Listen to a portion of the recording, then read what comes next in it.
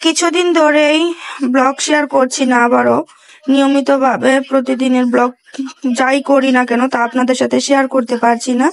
তার একটা কারণ হচ্ছে আজকে 4-5 দিন ধরে আমি আমার ছেলে ঠান্ডা জ্বরে ভুগতেছি।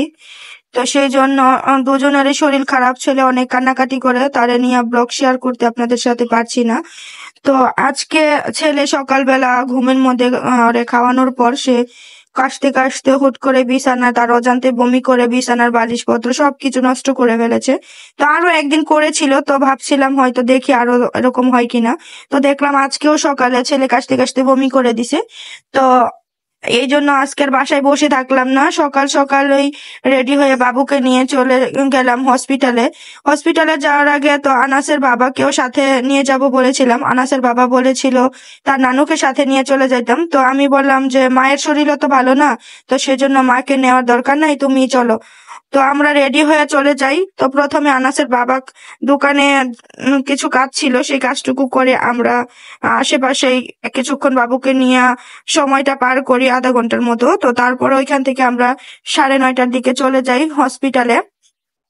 হসপিটালে আইসাও টিকিট কাটি, টিকিট কাটার পরও দেখি ডাক্তার আসে নাই। আসলে ডাক্তার বসার কথা সকালে 8টা থেকে দুপুর 2টা পর্যন্ত, কিন্তু রুগী এখানে স্বল্পতার জন্য ডাক্তার আসে নাই। মানে আর কি রুগী বেশি পড়ে না বলে আর কি ডাক্তার এত তাড়াতাড়ি আসে না। আবার সেজন্য আর কি আমরা বসেছিলাম ডাক্তারের জন্য। তো আমরা সিরিয়ালের দিয়া তারপরে আমরা একটু বাহিরে গিয়ে চা বিস্কিট খাইছিলাম, আমি আনাসের আব্বু। তো আনাসকেও ওরে একটু ঘোরাফেরা করাইলাম। তারপরে ডাক্তার দেখাইলাম, ডাক্তার সমস্যা শুনে কিছু ওষুধ লিখে দিল, আর একটা টেস্ট দিয়েছে। যদি এই ওষুধে ওর সমস্যা না সমাধান হয় তাহলে ওই টেস্টটা করার জন্য আর কি দিয়েছে। তো তারপরে আমরা সেই টেস্ট আর ওষুধ ওগুলা প্রেসক্রিপশন করে নিয়ে চলে আসি। তারপরে এসে আশেপাশের দোকান থেকে ওষুধ কিনা নিয়ে তো বাসার পথে রওনা দিচ্ছি। তো আজকে আমরা হেঁটে হেঁটে যাচ্ছিলাম আর কি ছেলেকে নিয়ে। ছেলের বাবাও ছেলেকে কাঁধের ওপর নিয়ে কি হেলাই দুলাই করে হেঁটে হেঁটে যাচ্ছে। বাবা ছেলের দুষ্টামিটাও আমি একটু আপনাদের সাথে শেয়ার করলাম আর কি। এরকম আসলে আমরাও ছোটবেলা বাবা কোলে করে এভাবে ঘুরে বেড়াইছি। তো আজকে আমার ছেলেও তার বাবার সাথে এভাবে কাঁধে করে ঘুরে বেড়াচ্ছে। তো তারপরে এই তো বাসার নিচে আমাদের আনাসের বাবা রেখে একটু বাজারে গিয়েছে সংসারের কিছু প্রয়োজনীয় জিনিস কেনার জন্য আর কি। ঘরে রান্না করার তেল ফুরিয়ে গেছে, তো সেটা আনার জন্য আর কি গেছে বাজারে। তো আমরা এখানে অপেক্ষা করতেছিলাম, তো সে তেল নিয়ে চলে আসছে এখন।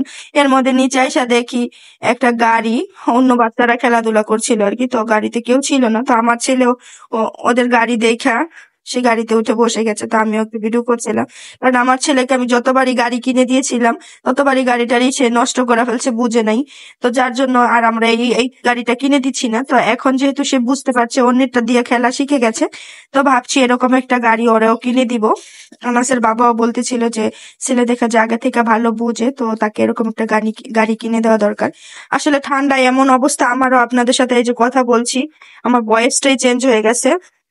তো যাই হোক, আজকে ছোট ব্লগটা আমি এখানেই শেষ করছি।